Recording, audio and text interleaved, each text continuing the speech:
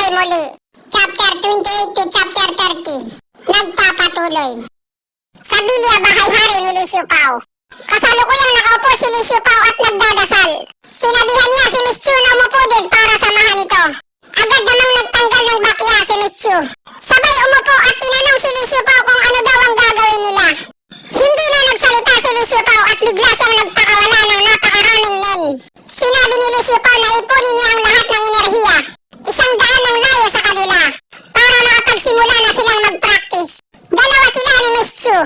Nabigla na lang si Miss Chu sa sinabi sa kanya ni Li Xiupao. Yun palang tinutukoy ni Li Xiupao. Magpa-practice lang pala silang dalawa. Akala niya daw ay may balak si Li Xiupao na masama sa kanya at balak itong bembangin. Mali pala ang nasa isip niya. At nagsimula na nga si Li Xiupao. Gumagawa na siya ng Rasengan. Kailangan daw pag-aralan ni Miss Chu ang teknik na ito na tinatawag na kain ng swan. Dapat daw maging masaya si Miss Chu dahil ituturo sa kanya ang isa sa pinakamalakas na teknik na Dragon Heart.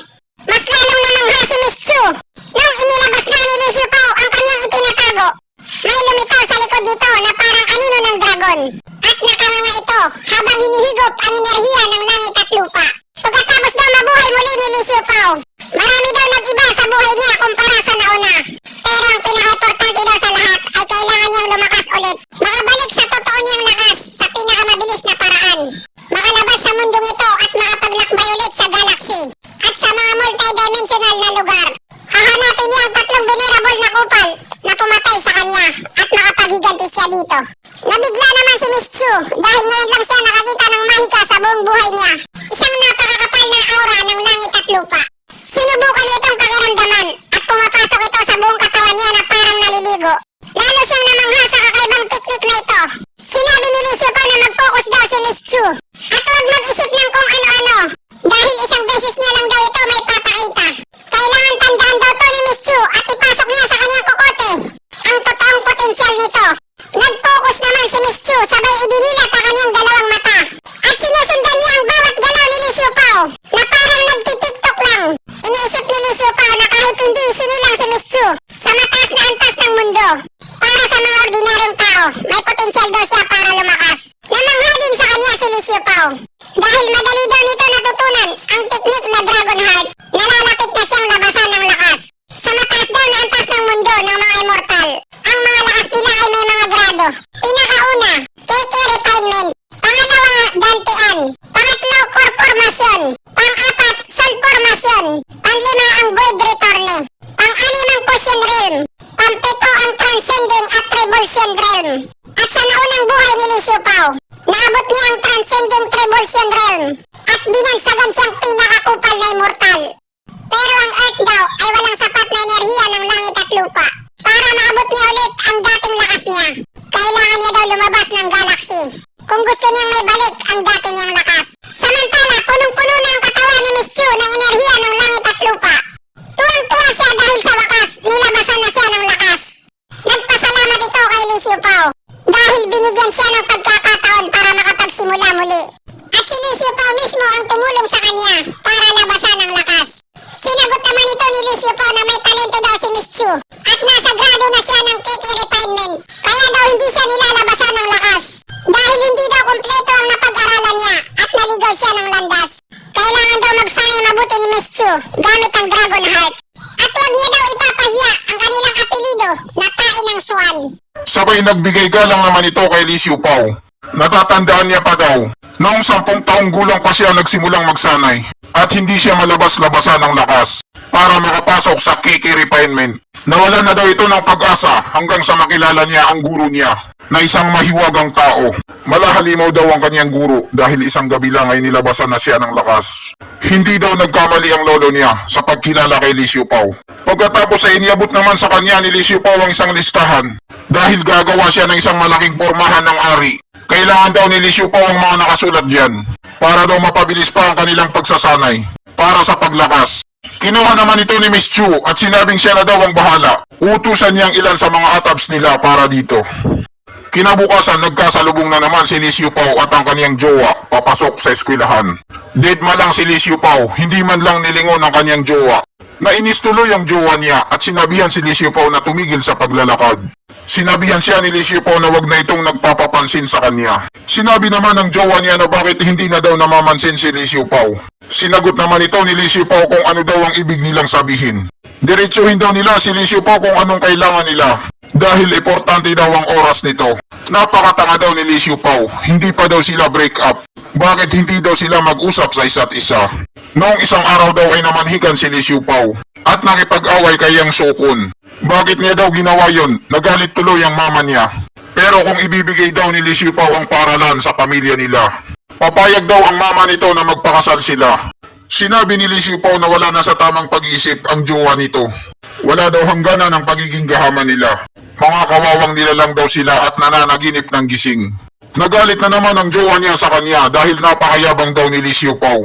Kahit pagmamayari daw ni Li Xiupao ang paaralan, hindi niya daw ito pinaghirapan. Ano daw ang ipinakain niyang gayuma kay Miss Chu? Kung bakit iginagalang siya nito. Pero balang araw daw ay babawiin nila ito sa kanya at wala nang matitira kay Li Xiupao. Kaya tigilan na daw ni Li Xiupao ang pagpapanggap na isang bigating tao at ang pagtawag sa kanya ni Miss Chu na guro na ginagawa nilang palabas para lang mapagselos siya.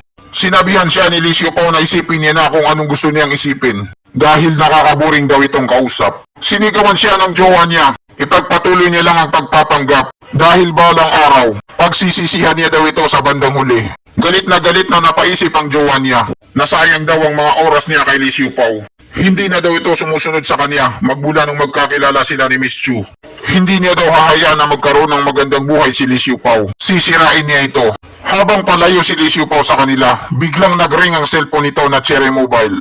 Ang auntie pala niya ang tumawag na nanay ng jowa niya. Inimbitahan niya si Li Xiupao na kumain sa kanila dahil nagluto daw ito ng masarap. Gusto ring pag-usapan ng auntie niya na ang natanggap ni Li Xiupao na paralan kung pwede daw iregalo sa anak nito. Sinabi naman ni Li Xiupao na wala siyang ibibigay sa kanila na kahit ano na maski 5. Huwag na daw silang tatawag sa kanya. Napahiya tuloy ang nanay ng jowa niya dahil makapal ang mukha nito. Sabay pinatay ni Li Xiupao ang kanyang Cherry Mobile at diretsong binulsa. At galit itong napaisip na may oras din daw ang mag-ina sa kanya. Kailangan daw nilang magbayad sa mga nagawa nilang kasalanan. Sinabihan siya ng kaibigan niya na wag na daw pansinin si Li Xiupao dahil hindi ito nararapat para sa kanya. Mahirap lang daw si Li Xiupao at hindi ito mayaman. At wala rin daw itong kakayahan na patakbuhin ng paaralan. Sinagot naman ito ng jowa ni Li Xiupao. Si Li Xiupao na daw ang nagmamay-ari ng paaralan at kayang-kaya niyang palitan ang lahat. Sinabihan naman siya ng kaibigan niya na wag na siyang mag-alala dahil siya daw ang bahala dito. Ang eskwelahan daw ay pinapatakbo ng mga mayayaman na mga mag-aaral dito. Hindi daw ito kayang kontrolin ni Li Xiupao bilang principal. Hindi rin nila tatanggapin ang pulubing katulad ni Li Xiupao. Napamunuan sila. Sinagot naman ito ng jowa ni Li Xiupao. Papaano daw kapag ginalit nila si Miss Chu? Sinabi naman ng kaibigan niya na hindi mangyayari yon. Dahil isang principal daw si Li Xiupao. Kapag hindi niya nagampanan ang kanyang trabaho ng maayos, matatanggal siya sa pwesto at walang magagawa si Miss Chu kapag nagkaganon. Sumunod daw siya sa kanya para mapanood nila kung anong gagawin nilang katawa-tawa kay Li Xiupao. Samantala, habang nagtuturo ang kaibigan ni Li Xiupao sa playground, may isang mag-aaral na lumapit sa kanya at sinabihan siyang tumaas na daw ang rangko nito bilang bagong vice principal ng paaralan. Sabay ininsulto niya ang kaibigan ni Li Xiupao. Sinabi niya rito na hindi niya raw kayang pasunurin ang mga mag-aaral niya. Lalo pa kaya ang pagiging vice principal. Sinabihan naman ito ni Kyufi na matuto siyang gumalang sa mga guro at bumalik na daw ito sa kanyang pwesto. Sinagot naman siya ni Yang Zimu dahil oras naman daw ito ng PE. Hinahamon niya ito sa isang laro kapag nanalo daw ito sa kanya. Sa kanya lang matatanggap ang pagiging vice principal nito at hihingi rin daw siya ng tawad. Pinagsabihan na lang siya ni Kyufi na kung tapos na daw siya sa PE, bumalik na daw ito sa klase niya. Dahil wala daw mangyayaring laro dito sa pagitan ng guro at estudyante. Sinagot siya ni Yang Zimu kung takot daw siya na matalo sa isang mag-aaral dahil nakakahiya daw ito. Hindi na nagawang sumagot ni Teacher Kyufi sa sinabi sa kanya ni Yang Zimu. Sabay sinabihan siya, hindi daw siya karapat-dapat na magturo sa kanila. Mas magandang umalis na lang daw sila sa paaralan kasama ang kaibigan niyang principal. Dahil hindi daw sila nararapat dito sa paaralan ng mga mayayaman. Biglang may dumating sa tabi niya. Si Li Xiupao lang pala at narinig niya ang pinagsasabi ng mag-aaral. tungkol sa kaibigan niya. Sumagot naman si Yang Zimu kung siya daw ang bagong principal. Bakit iba daw magsalita si Li Xiupao? Masyadong mayabang. Gusto niya raw na may patunayan sila sa kanya. Kailangan daw siyang talunin ni Li Xiupao sa isang laro. Sumagot naman si Li Xiupao na ang katulad niyang hari ng lahat ay hinahamon ng isang langgam. Pagbibigyan niya daw ito sa kagustuhan nito. Naiinis namang sinagot siya ni Yang Zimu. Napakayabang daw ni Li Xiupao dahil masyado siyang minamaliit nito. Sinabihan na naman siya ni Li Xiupao na isa lang siyang bata na mayabang magsalita. Tuturuan niya daw ito ng leksyon para magtanda. Sumagot naman si Yang Zimu na hindi daw siya matatalo kay Li Xiupao at tumigil na daw ito sa kakadaldal. Kapag daw natalo siya ni Li Xiupao, susunod siya sa mga inuutos sa kanya ng mga guro. Kapag daw si Li Xiupao naman ang natalo, kailangan niyang umalis sa paaralan. Nag-aalala na ang kaibigan ni Li Xiupao sa kanya. Dapat daw itong pag-isipang mabuti ni Li Xiupao. Si Yang Zimu daw ay isang varsity. Isa siyang scholar na magaling sa sport. Siya rin daw ang pinakamagaling sa buong eskwelahan. Huwag daw itong mag-alala sa kanya. Magtiwala lang daw siya kay Li Xiupao. Hanggang dito na lang muna mga bata. Paalam!